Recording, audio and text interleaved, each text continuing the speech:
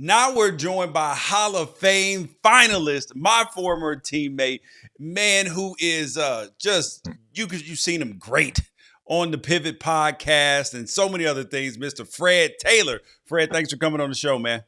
My pleasure, G, man. Thanks for having me, bro. Hey, man, doing big things. Keep it up. I saw the interview with Reggie. That was tough.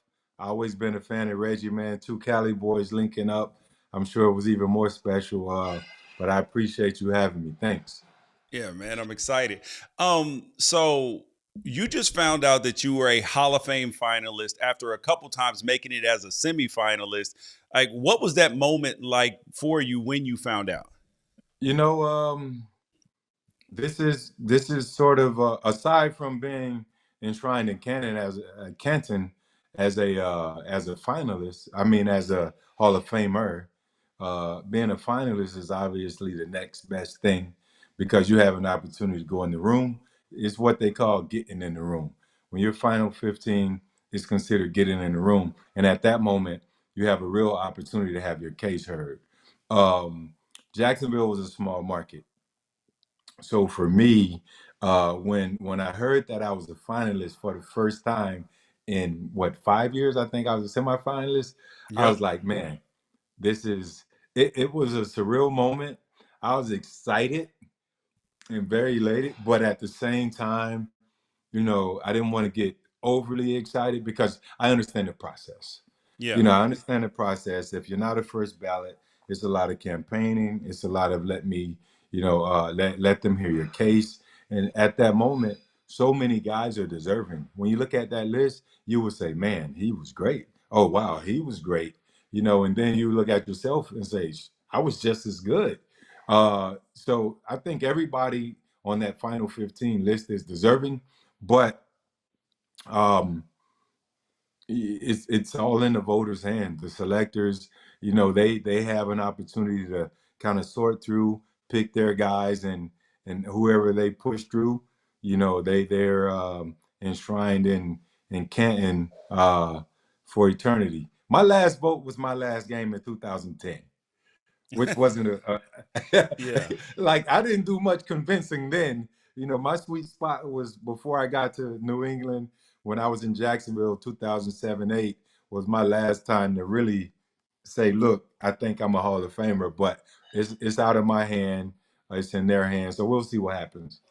So what was it like the other years when you were a semifinalist and didn't make it and you found out like, man, I didn't make the finals? Was it disappointing? Because on some level, we're built to not care about what other people think and all of this, but then was it a part of you that said, listen, I deserve here and a little bit of disappointment? You know, I think earlier on I had that I deserve to be here attitude. But as I just mentioned, when you sort out the final 15 in that list, so many amazing players. I mean, a ton of amazing players. If you talk about Antonio Gates, you're gonna say, "Oh wow." Talk about Julius Peppers, first time on that list, you're gonna say, "Man." Then you go into Reggie Wayne, Torrey Holt, Andre Johnson. You talk about Jared Allen. Dwight Freeney. Uh, so I mean, that's just to name a few. But when you mention those guys, you go, "Wow, all these guys are Hall of Famers." They all had Patrick Willis Hall of Fame careers, Yep. and I think earlier on, I had that I deserve it attitude, and that was only because I felt that I wasn't getting the credit that sort of came with my play, and I retired 15th all time in the history of the NFL at the running back position. And if you look at the dynamics of team makeup, that position itself, teams usually carry three running backs on a roster, and they've been doing that for well over, let's just say 50 years on the short end. So if you say 32 teams at three running backs on the roster, that's almost 100 running backs. Let's round up for easy math. 100 running backs over 50 years. Put the zero on there. So that, you see you see That's a how lot many of running running backs, backs. bro. That's a lot of running backs, and I finished 15th all the time. We're not talking about the 100 years that the game has existed, with other stuff that goes on with it. So Yeah, I was a bit disappointed earlier on, but now that I understand the process, I understand only 5 guys get in every year. There's a backlog of guys. Um, I still believe that I have a valid argument, and that's what's more important for me now at this point is for them to my presenter to get in front of the selection committee and present my case, which I think I have an amazing case. Um, and that they are receptive of what they hear and that they um, realize that, well, this guy played in a small market, an expansion team. He was that team. You know, when the only other Hall of Famer, which was Tony Baselli, who just went in, when he was just inducted, after he left, his numbers got better. You know, Yeah. so small things like that, I think those things matter, regardless of the lack of Pro Bowls, because that's going to be part of the Yeah, it's a conversation. popularity contest. It's But always been a popularity contest. Um, it's never been a situation where uh, the voting was done at the very end of the year. They would cut the voting at like week 12 yep. or 13. Now you have 3 or 4 more games, and they're telling you you're supposed to ascend at the end of the season, especially in the run game. And if you look at my December statistics over the course of my career, everything went like that. So Yeah. that was sort of kind of unfair to me on the back end, but it is what it is. That's the argument. If you look at today's game, Evan Ingram, for example, had 115, close to 115 receptions, almost broke the NFL tight end reception mark. He didn't get invited to the Pro Bowl this year. You look at Wow. Amon St. Brown in Detroit, had a phenomenal season. They invited Puka instead of St. Brown because Say, LA how is a much of bigger that do you market. think? How Fred? How much of that do you think is based upon market? Because I remember when I left Jacksonville and then went up to New York, the Giants, and I was like, oh wow, it's different up here.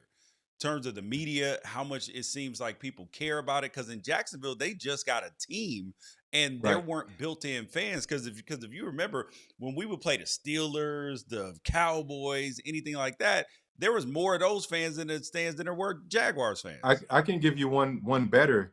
If just the average person goes out to Oxnard for training camp and watch the Dallas Cowboys and see that they have 1,000, 3,000 people at their training camp practices, and this Yeah. isn't their home base per se. This is their fan base.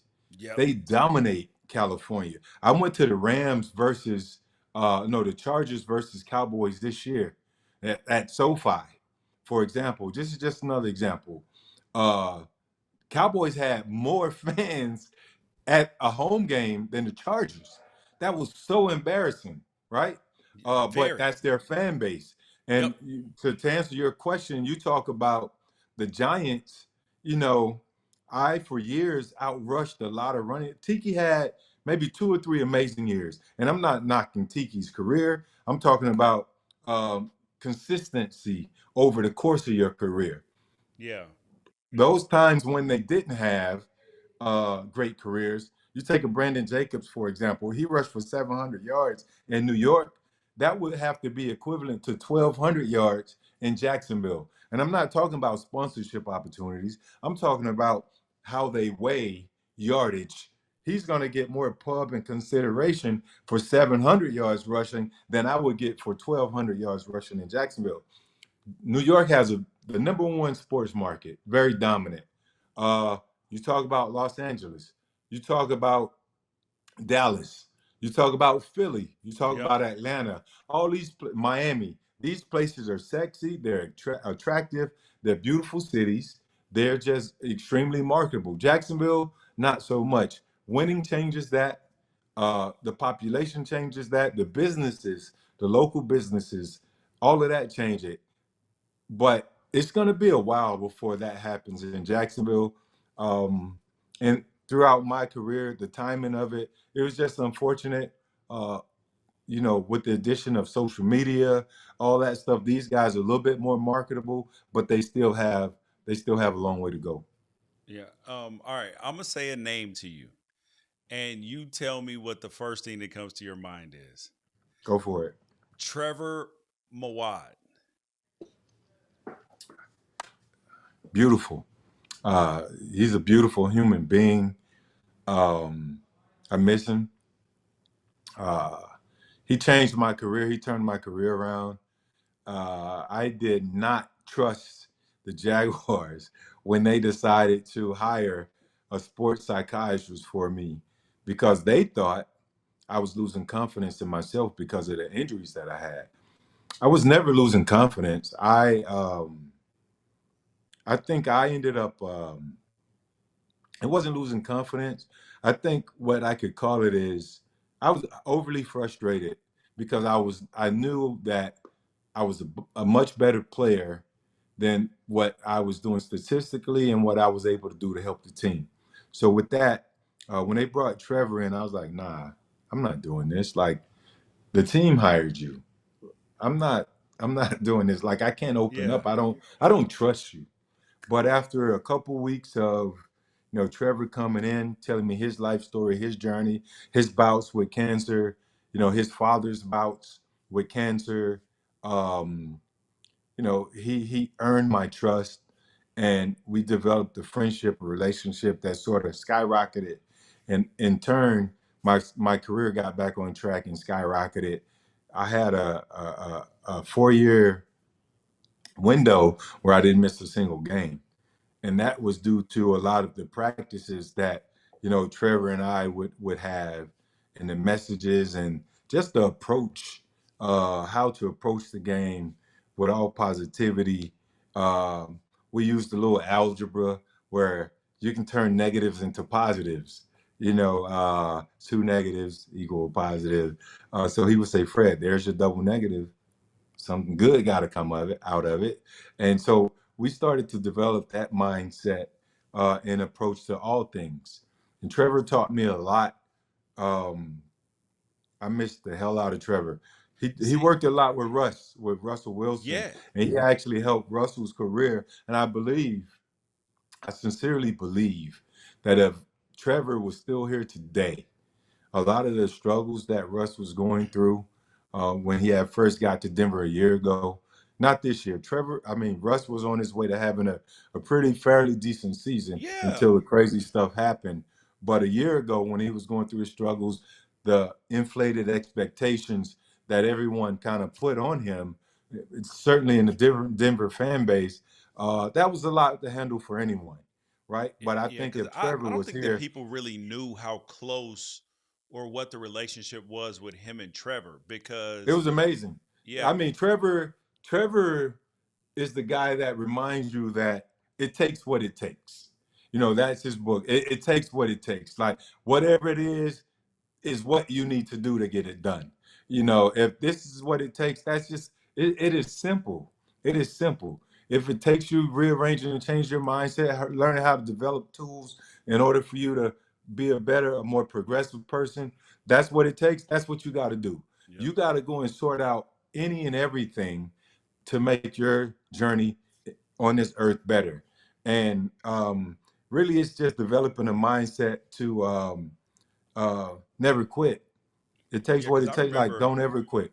And yeah, because that's I remember cliche, how but I go I get it. remember how You I have to got go get it. to meet Trevor was because of you. You were watching a video before one of the games. I was like, where the hell did you get this from? And then you said from Trevor. So I started seeing Yeah, Trevor because you started seeing Trevor. yeah, And that was crazy, like how big of an impact that he had on me. And I didn't even see him as much as you saw him. And right, so right. I to couldn't kind of wait. no go. I couldn't wait until our weekly meetings. I got to the point where I wanted to see Trev, twice a week. And those videos you talk about, I still share that with high schoolers, with professional, college and professional guys. When I go and speak to when I speak to businesses, I share that with their employees because there's nothing better than understanding your past successes. Your past successes will invigorate your mindset or remind you and invigorate your mindset to believe that, look, I've done this before, I could do it again. You know, that person, when he would loop in Michael Jordan, Muhammad Ali, Tiger Woods, and just to hear their quotes, it does a certain thing to you. So I sort of share that with all the businesses that I speak to, employees, kids that are in distressed communities, kids that are in uh, uh, that have been in jail. Like I share with everyone because you have to understand that past or former successes will give you an opportunity to re-engage with those and then push yourself or propel yourself forward. And what? So you've been a player that was obviously criticized by the media, but there was a lot of praise too. And I remember when I first got drafted to Jacksonville, there was an article that came out, and and it said "Fragile Fred," and I was like, "Damn, that's messed up. Like, why would you say this?" And Right. so, what was that like to be, a first round pick, highly sought after, all of this stuff, to then to that point where you had a bunch of injuries, and then you have the local media writing articles that's just, I mean, when you're the butt of jokes.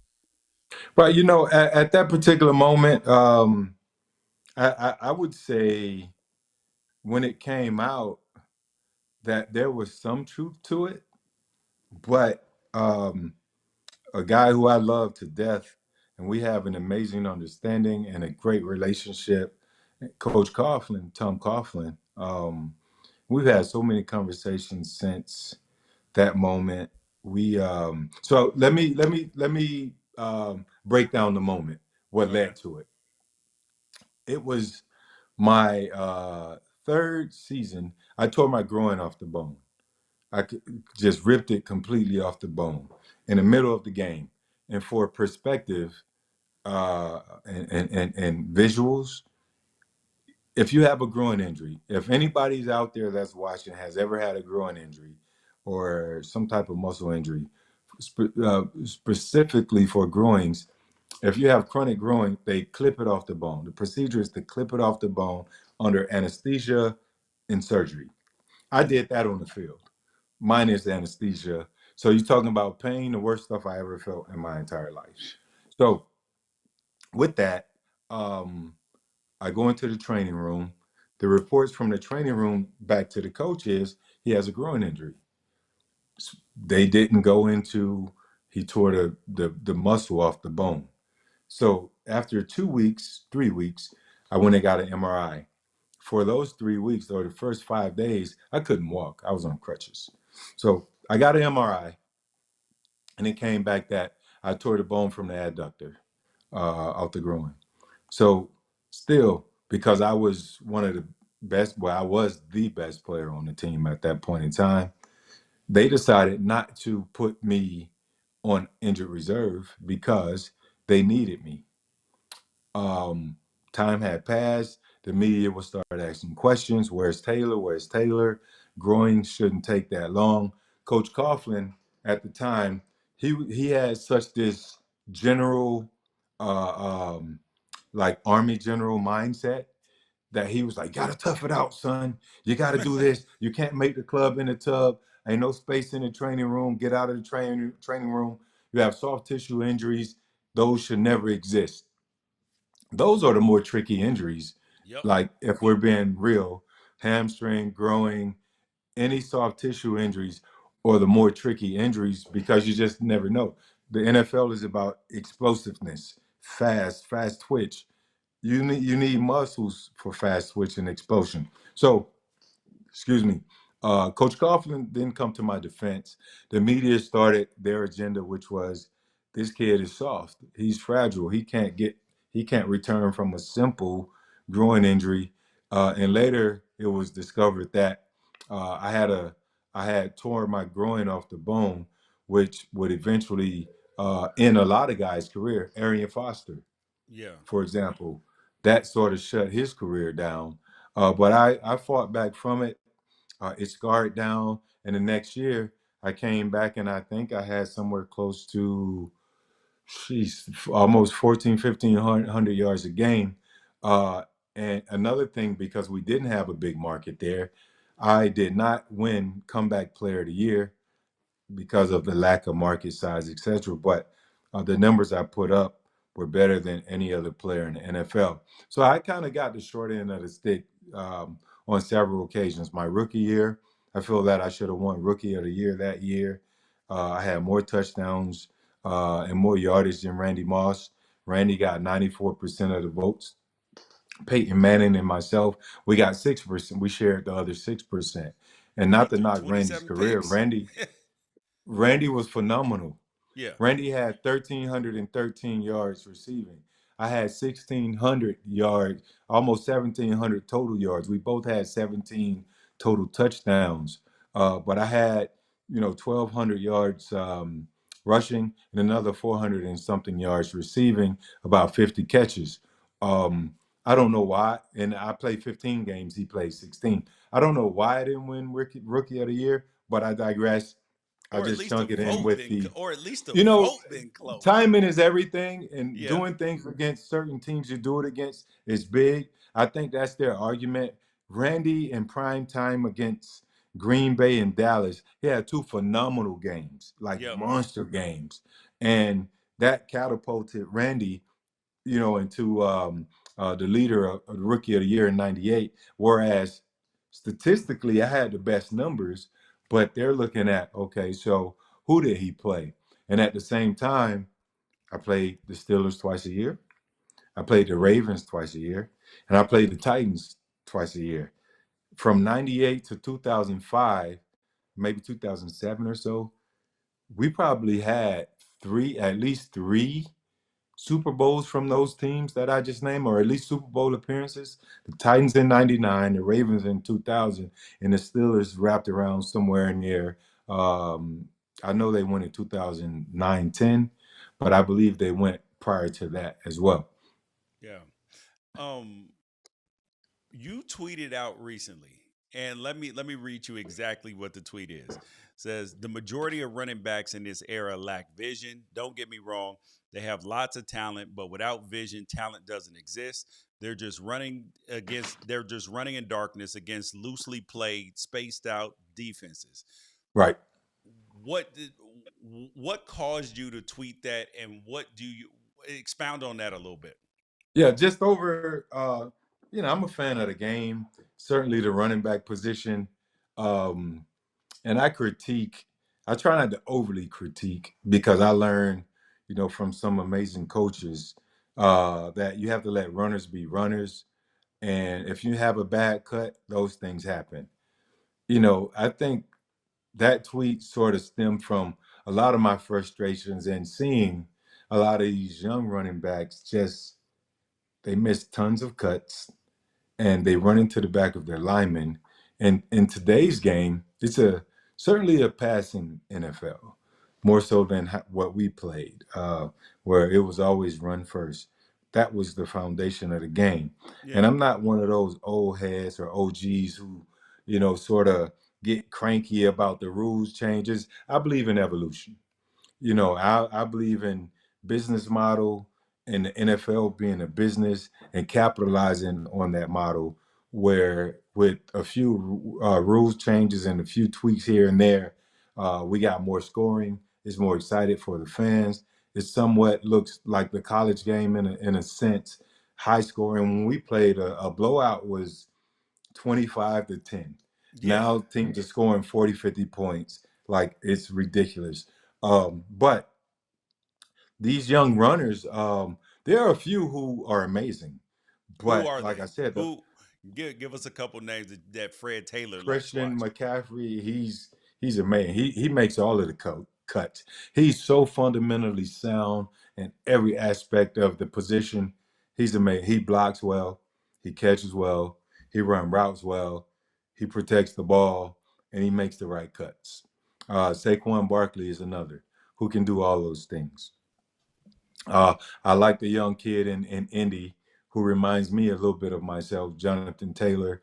I like to see that 28 running down the field with the last name Taylor on the back of the jersey against every team except the Jags. So uh, uh, I like Derrick Henry. He's still a monster, as he showed the last week of the season against our former team, the Jags. Um, I like Jameer Gibbs up Oof. in Detroit. I told people during the draft, we had an opportunity to talk about our favorite backs. I told people that the kid would come around. Oh, he's too small. That boy nice. He's dynamic. He is an amazing running back. Bijan Robinson. He reminds me of a Saquon in a Jones Drew body. Yeah. He is such a good running back and an amazing threat. And I'm a fan of a lot of guys out there. Achan down here in Miami with the 28. Obviously, I love those guys that wear and rock 28. But there are a lot of guys out there who lack vision. They lack patience. They lack tempo. They lack, just really the foundation of the position.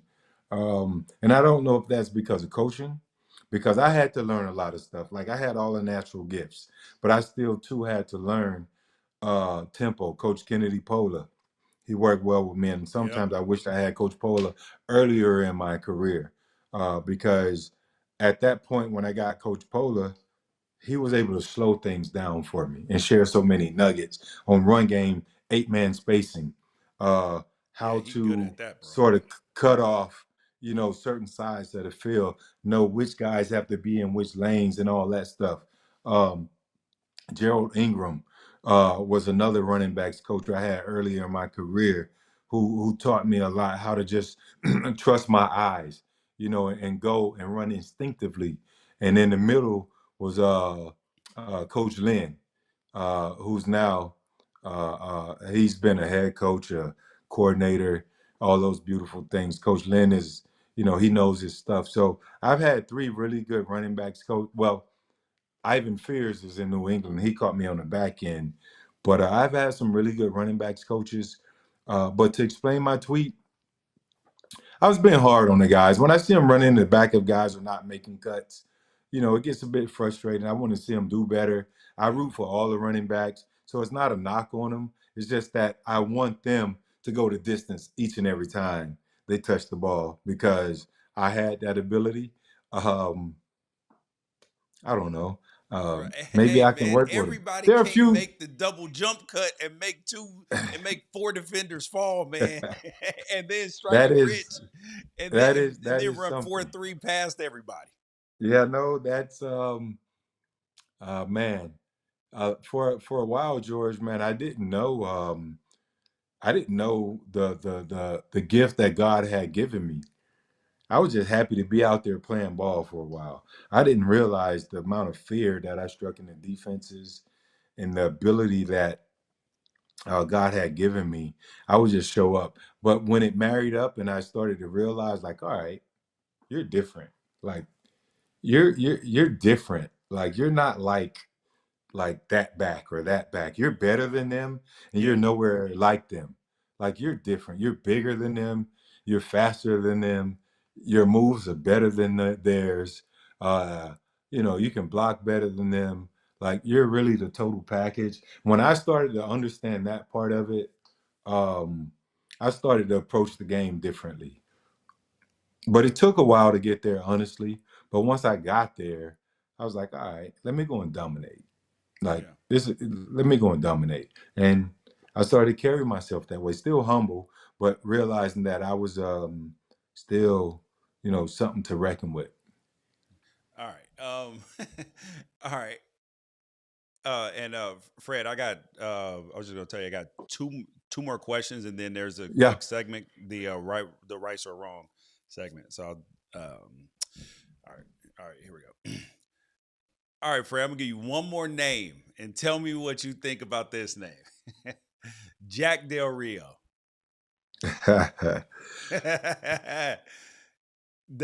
That was my uh, if somebody asked me that, that would be my immediate reaction. I'd be like, I okay, think how am I gonna address this? yeah, I mean, because, Jack, I learned a lot from Jack. I learned a lot of life from Jack. I learned a lot about football from Jack. I think earlier I spoke about Coach Coughlin Yeah, and our relationship. Things weren't always beautiful earlier in my career. Coach Coughlin was tough as hell. Like he is tough. Like yeah, had that, and I know it's life or death when I say military, but he had a military mindset. Coming from college to the pros, everything was like this, boom, boom, boom, boom, so structured. and black and white. It was so black and white. And for young players, you're like, this is crazy. We almost had 3 days in Jacksonville. But to go Yes. forward, so we had Coach Coughlin, then you enter Jack Del Rio, who was hired mostly because of um, the fan base. The Weavers hired Jack. I simply think because the fan base wanted a player-friendly coach. They wanted somebody who wasn't as hard as Coach Coughlin.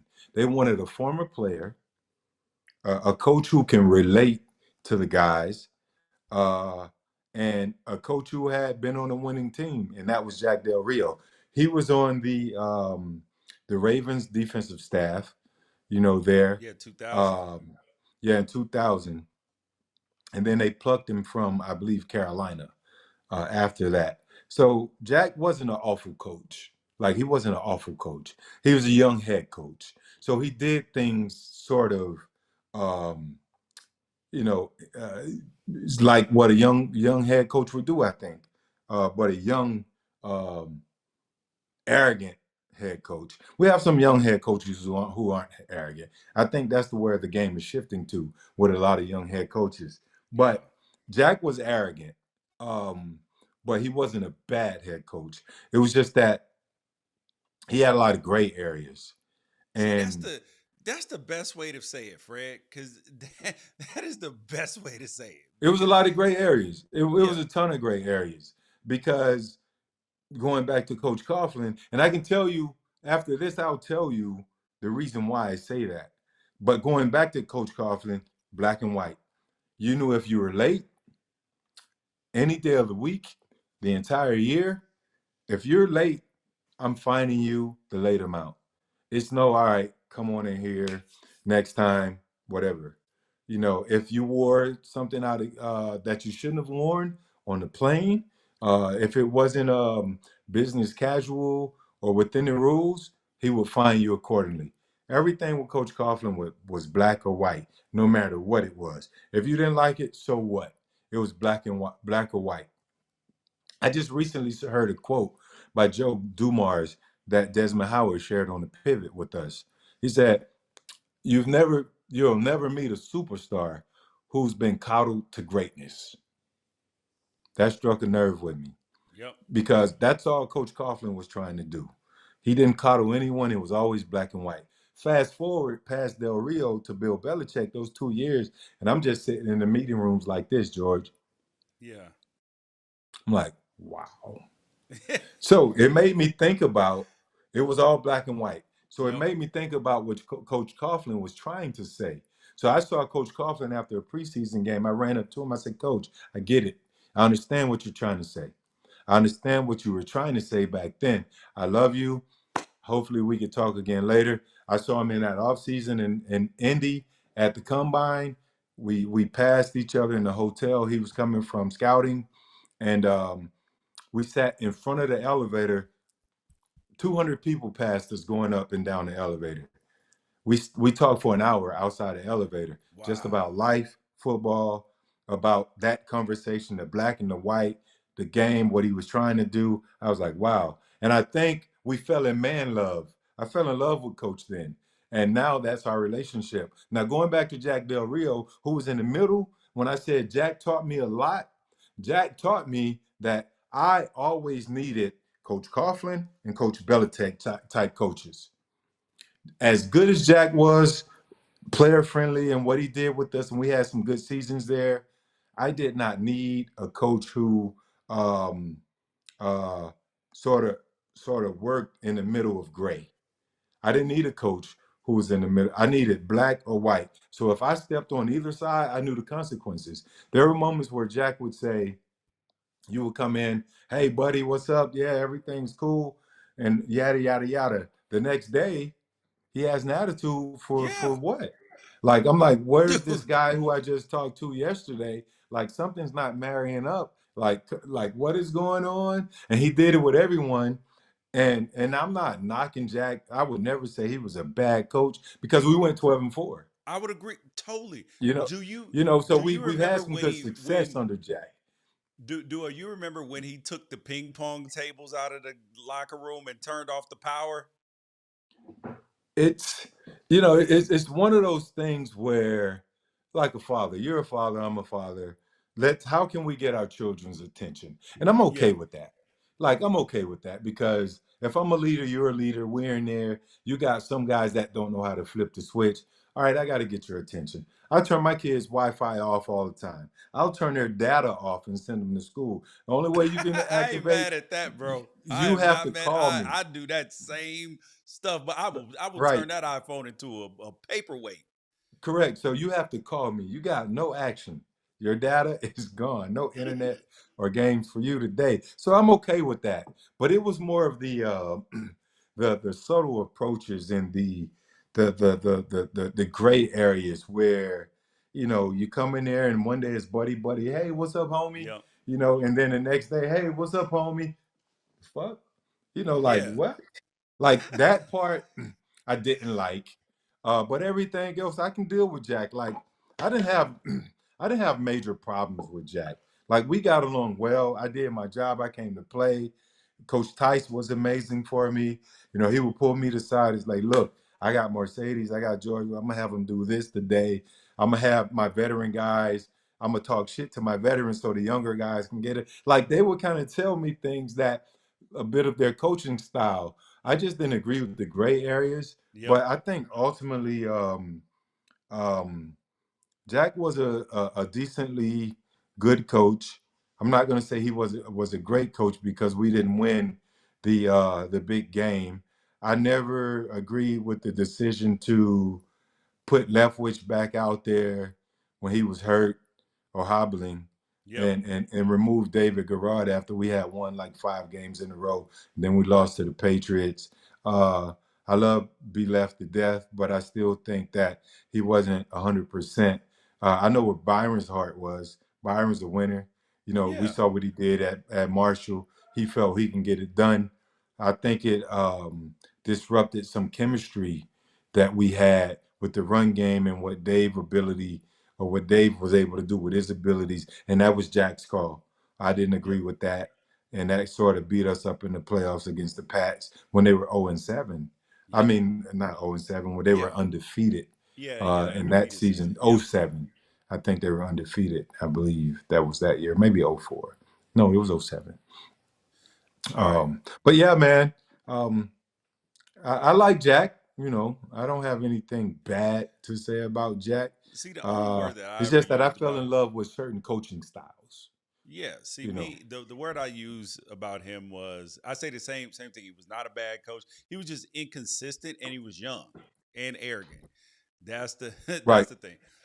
right, But now though, Fred, we got to get to the portion of the show, the Wrighster or wrong.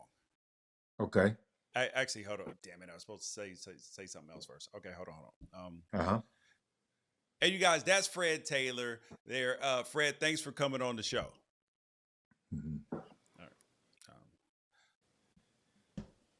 Now we got the segment. Oh, yeah, it is time for Right or Wrong with Fred Taylor. Fred, are you ready to go? So I'm gonna ask you. So I'm gonna give you a statement, and then you Okay, either tell me, am I Reister or am I wrong? And then you can elaborate on it if you want to as well. all right. All right.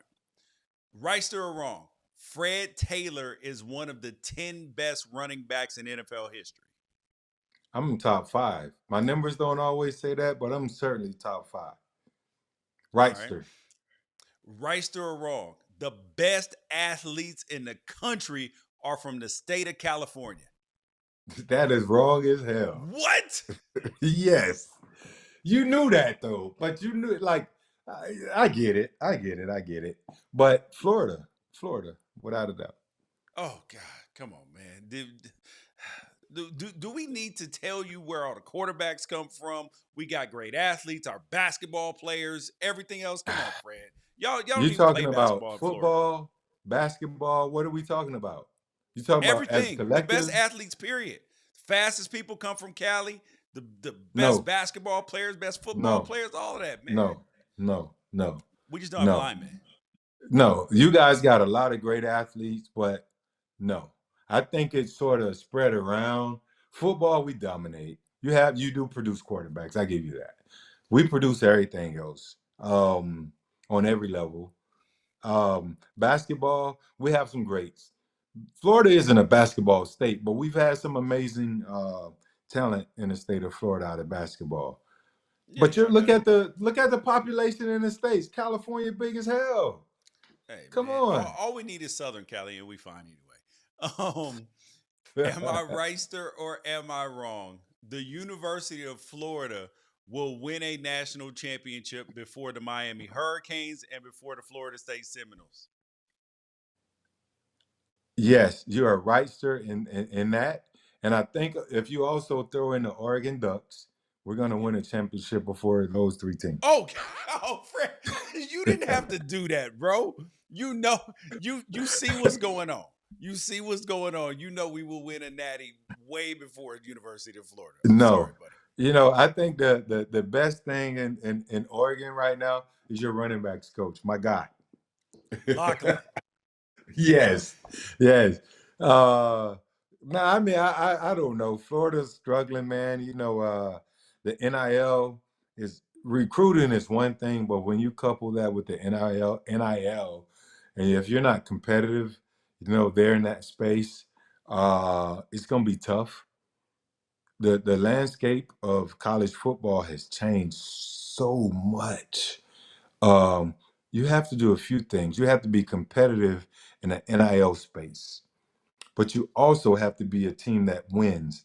You have to be in that Final Four every year because these players, they go from they go from, winning programs in high school potentially. They want to go straight to winning programs in college, namely winning programs that will give them an opportunity to get to the next level.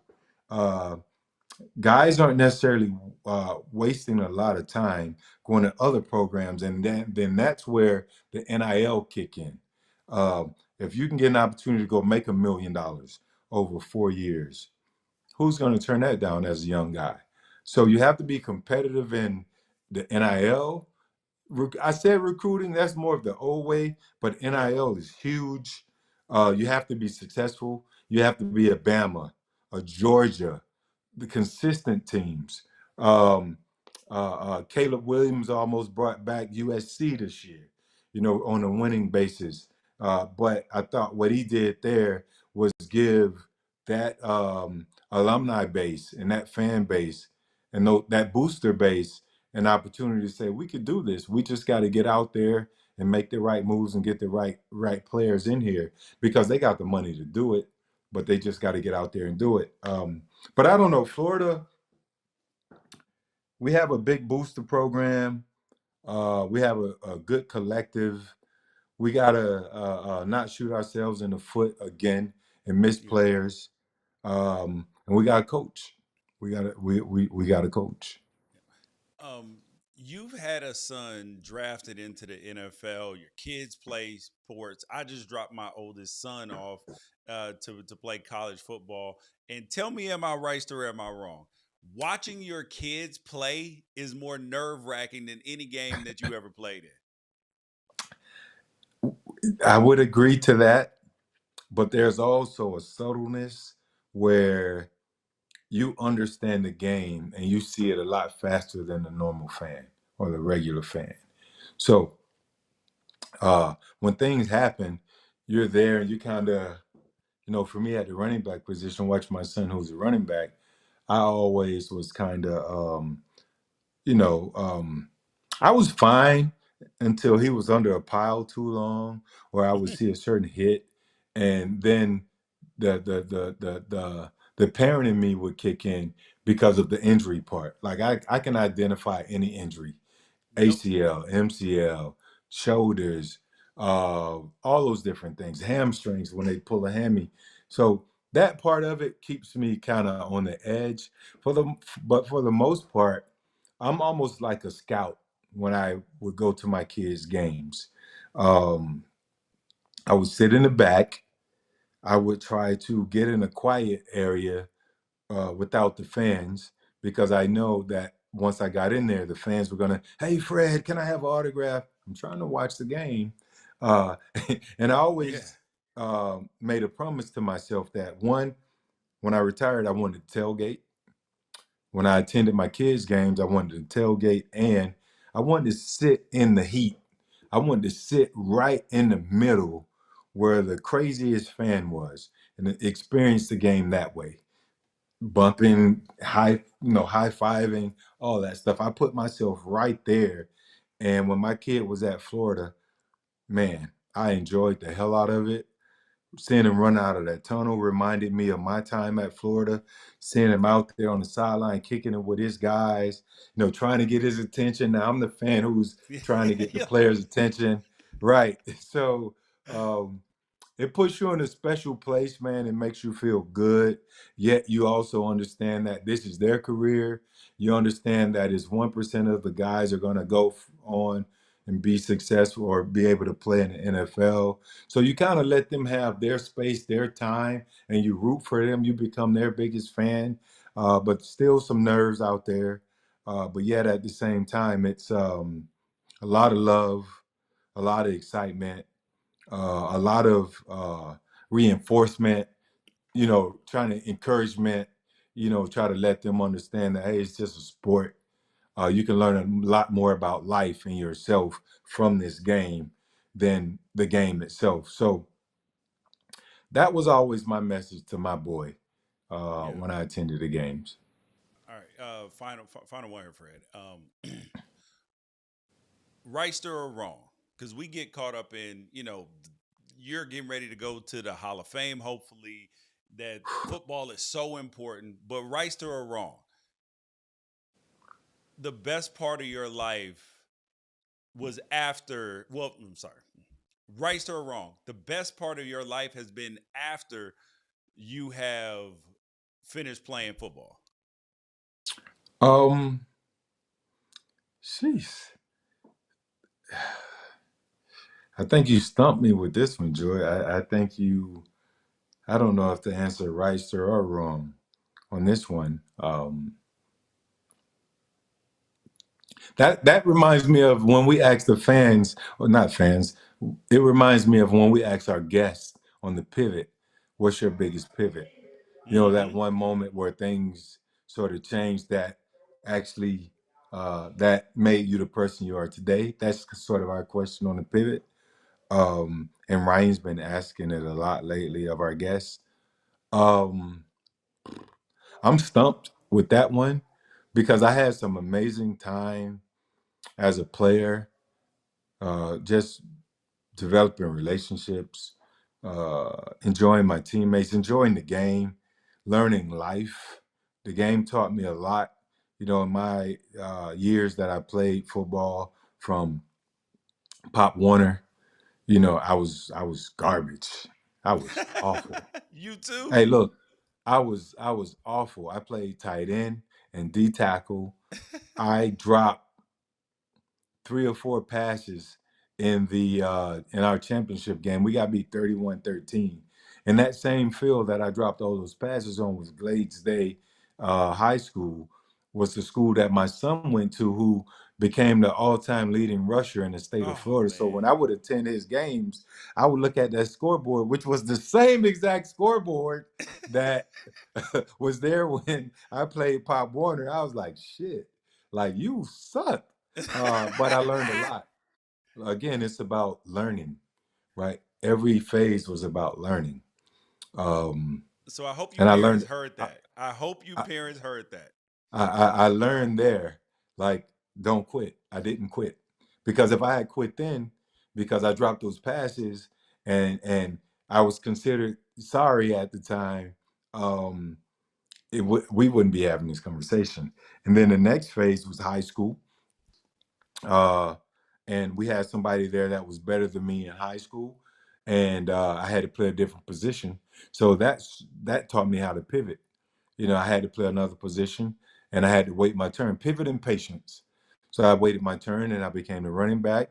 In a year, I was the best player on the team, one of the best running backs in the entire country. I got scholarship offers from every school in the country, and I ended up choosing Florida. I went to Florida. I got into some stuff. I had some issues there. where I would do stuff that college guys do, got in some trouble. But through the coach believing in me and perseverance, through my own mishaps, it led me to the NFL. I was drafted ninth. I had my ups and downs, Fragile Fred.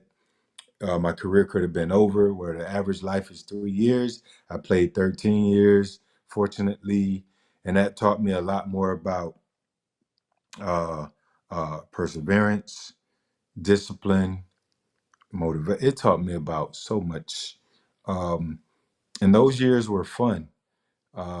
Post football, I guess I'm getting to your answer. I'm trying to find my best way. I know I'm long winded. Post football, I always said I wanted to attack post career like I attacked my NFL career. 87% of the guys, when they're retired within 3 years, are broke or divorced. That intrigued me to not be one of those guys. So that was a challenge and motivation all in the same breath. And I have not been one of those guys. I've been retired now for going on 13 years. And it's still part of my motivation. And it's Yeah. been fun. It still had my ups and downs, Yeah. a lot of challenges in there. I wake up and say, damn, I ain't getting a $500,000 check on Wednesday. So that's a big difference. But it's fun. Um, I don't know. I guess I got to give you the Jack Del Rio answer and give you a gray, sort of a gray answer, and and put it in the middle. I guess. Yeah. I can say it's been equally amazing. My playing career, equally fun. My playing career and my post football career. Because still, at the end of it all, I'm learning, playing, Yeah. retire or career change. I don't call it retirement, career change. I'm still learning, and I try and use those things that happen to me in life and those messages that I acquire, and I try and give it back, Yeah. to everybody that I come across, especially the young people. And that part's fun. I love that. Um, yeah, the Wrighster or Wrongster, that one stumped me. But that's my answer. That's my answer for you. That's right, or wrong. He's Fred Taylor. Fred, thanks for coming on, man. My pleasure, brother, man. Appreciate you, man. Appreciate the backside seven techniques, getting across, Hey, giving me an man, getting opportunity that. to cut back and take it 50 or 60. I appreciate Hey, you, bro. man, I got that 10,000 poster still. When That was a you, good, that was a good, that was a good day. 11/11/07 in Tennessee. Um, what was that? I forget the name of it. It ain't Nissan Stadium. Is it Nissan Stadium?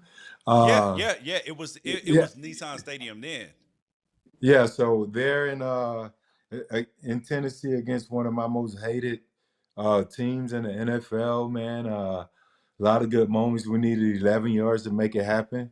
Run an inside zone when it gave Chris Hope the business. Shout out Chris Hope, man. I love you. We had a lot of good matchups. It's just that you lost that one. I'm sorry, bro. But we did it, George, man. We we Yeah, we did it. That's a milestone, bro. yeah, That's crazy. yeah. Appreciate it, bro. Yes, sir.